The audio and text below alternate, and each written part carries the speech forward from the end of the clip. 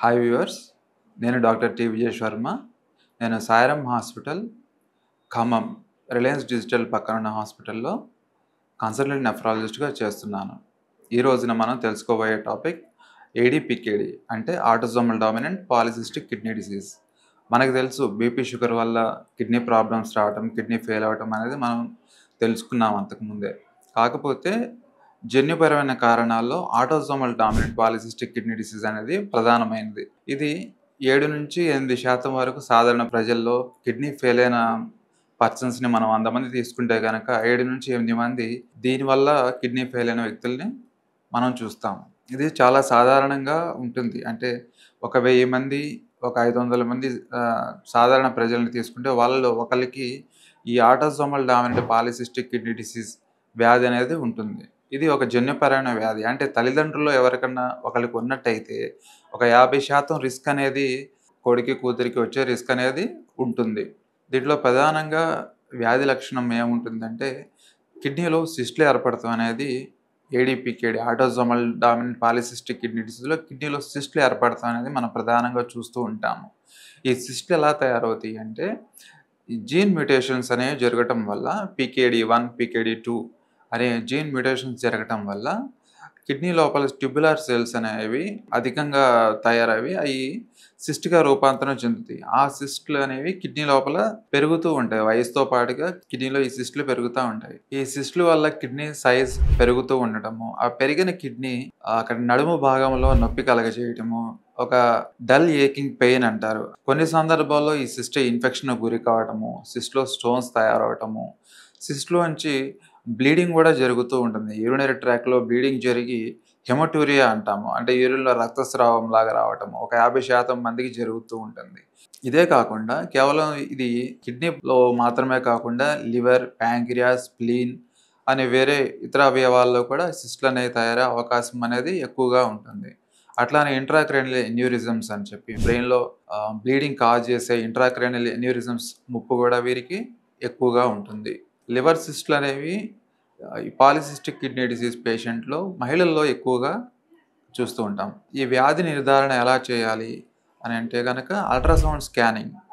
ఒక తల్లిదండ్రుల్లో ఎవరికైనా polycystic kidney disease ఉంది అని మనకి తెలిసినట్టయితే స్కానింగ్ రిపోర్ట్స్‌లో వాళ్ళ పిల్లలకి 15 సంవత్సరాలు దాటిన పిల్లలకి అల్ట్రాసౌండ్ స్కాన్ చేయటం ద్వారా ఒక్కొక్క కిడ్నీలో ఎన్ని సిస్ట్‌లు ఉన్నాయి అనేది ఆ క్రైటీరియా చొప్పున వాళ్ళ ఏడీపీకేడి వ్యాధి ఉందా లేదా అనేది నిర్ధారించవచ్చు. ఉదాహరణకి 15-40 సంవత్సరాల వయసుంటే గనక ఈ కుడి కిడ్నీ గాని, ఎడమ కిడ్నీలో 4 సిస్ట్‌లు, 40-60 సంవత్సరాలైతే ఏదైనా ఒక కిడ్నీలో 2 సిస్ట్‌లు, 60 దాటిన తర్వాత ఒక కిడ్నీలో ఖచ్చితంగా 4 సిస్ట్‌లు సైజ్ ఉంటే గనక ఏడీపీకేడి వ్యాధి వల్ల ఇది జరిగి ఉండొచ్చు అని చెప్పి మనం ఒక అభిప్రాయానికి రావచ్చు. ఇది అల్ట్రాసౌండ్ స్కానింగ్‌తో కనుక నిర్ధారణ కాకపోతే తర్వాత సీటీ స్కాన్, ఎంఆర్ఐ ఇటువంటి పరీక్షలతో కూడా డీటెయిల్డ్‌గా కిడ్నీస్‌లో సిస్ట్‌ల గురించి తెలుసుకోవచ్చు.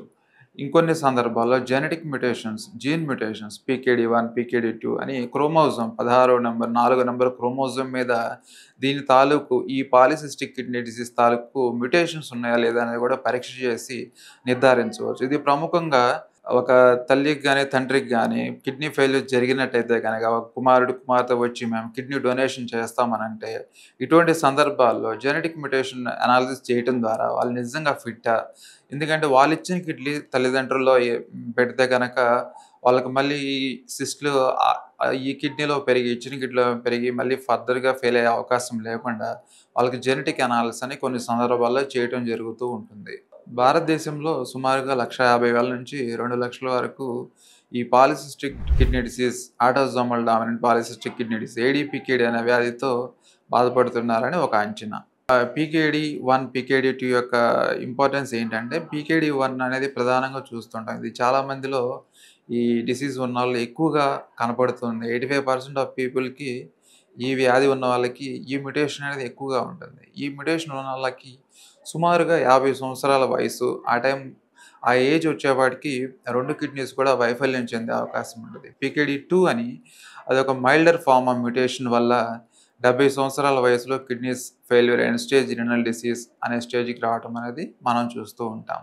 పాలిసిస్టిక్ కిడ్నీ డిసీజ్ ఉన్న పేషెంట్స్‌కి ఇంకొంతమందికి డయాబెటిక్ లైటిస్ mitral valve prolapse, mitral regurgitation అనే కండిషన్స్ కూడా దాంతో పాటుగా ఉండవచ్చు.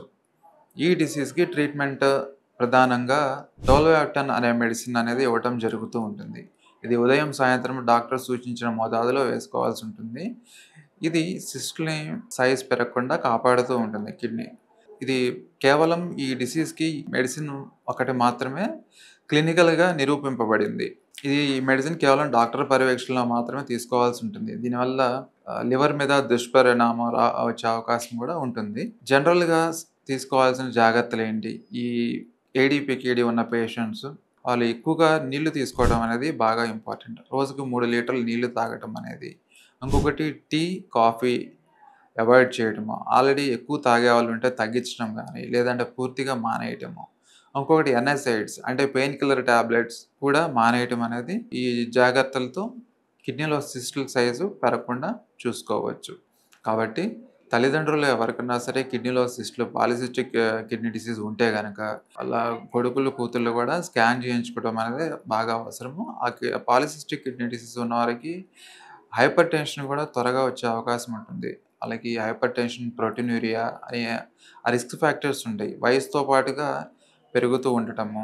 తర్వాత మగవారికి ఆ రిస్క్ అనేది కిడ్నీ ఫెయిల్యూర్ రిస్క్ అనేది ఎక్కువగా ఉంటుంది. కాబట్టి ఈ రిస్క్ ఫ్యాక్టర్స్ హైపర్ టెన్షన్ కానివ్వండి, పెద్ద వయసు ఉండటం కానివ్వండి, ప్రోటీన్యూరియా కానివ్వండి, ఈ రిస్క్ ఫ్యాక్టర్స్ ఉన్న వాళ్ళు ఖచ్చితంగా డాక్టర్ పర్యవేక్షణలో డాక్టర్ సూచించిన పాలిసిస్టిక్ కిడ్నీ డిసీజ్ కంట్రోల్‌కి సూచించబడిన మెడిసిన్స్ రెగ్యులర్‌గా వాడుతూ ఆ డిసీజ్‌ని హైపర్ టెన్షన్ మరియు ప్రోటీన్యూరియా అంటే యూరిన్‌లో ప్రోటీన్ పోవటము అవి కంట్రోల్‌లో పెట్టుకోవడానికి సూచించిన మెడిసిన్స్ అనేది ఖచ్చితంగా వాడాల్సి ఉంటుంది. లేదంటే త్వరగా కిడ్నీ ఫెయిల్యూర్ అనేది ప్రోగ్రెస్ అవ్వడం జరుగుతూ ఉంటుంది. మరిన్ని అప్డేట్స్ కోసం సాయిరామ్ హాస్పిటల్ యూట్యూబ్ ఛానల్‌ని ఫాలో అవ్వండి.